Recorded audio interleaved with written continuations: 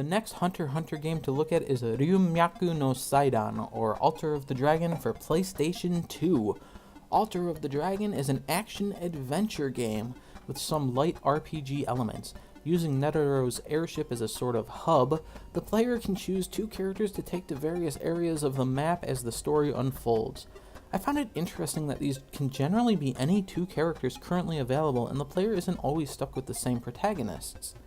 During the escapades to different areas on the map screen, the player fights numerous enemies and can obtain various items such as healing herbs, but the real meat of the gameplay here is a fairly simple combat system. Players control one character while the other is controlled by artificial intelligence. The player control character has both a life bar and an aura bar. The life bar decreases as enemies' hits connect, but also refills when standing still or when picking up orbs sometimes dropped by felled creatures. The aura bar underneath decreases with every attack and constantly refills.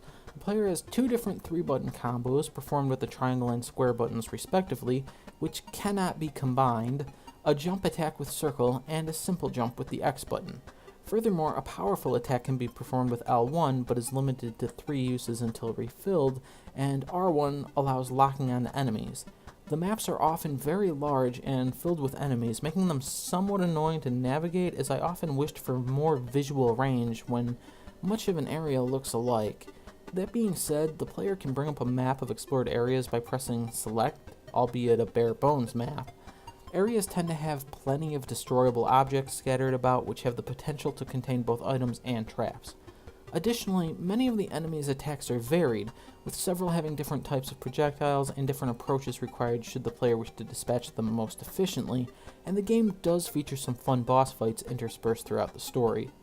To quickly clarify the game menu for anyone who decides to try their hand at it, it features sections for status, items, map, change, save, load, and options, with map, change, and save unavailable when adventuring in areas outside of the airship. Although this is a fairly average, if not a bit underwhelming, action game, the game's saving grace is the speed at which it plays. I found it remained just compelling enough to keep me going, primarily due to the quickness with which I could traverse areas and smack enemies around. As for the light RPG elements, characters' life, aura, attack, and speed all increase after leaving a map area of the game based on how many enemies were defeated within that area. This makes grinding a viable tactic should any part of the game feel too taxing, but I never found that to be necessary during my playthrough. Aside from these aspects, the game's entirely middling in its presentation, with music, graphics, and stories simply serving as passable. Although the story is original, it's not understandable without some Japanese reading comprehension, and not interesting enough to warrant much investment from the player regardless. Overall, the game is certainly playable, even without any knowledge of the Japanese language due to its nature as a basic action game, but it's representative of the problem which plagues many of the anime licensed games of this era, and, frankly, every era. Every aspect of the game is marred by mediocrity, which is a shame considering it was Konami putting forth the game.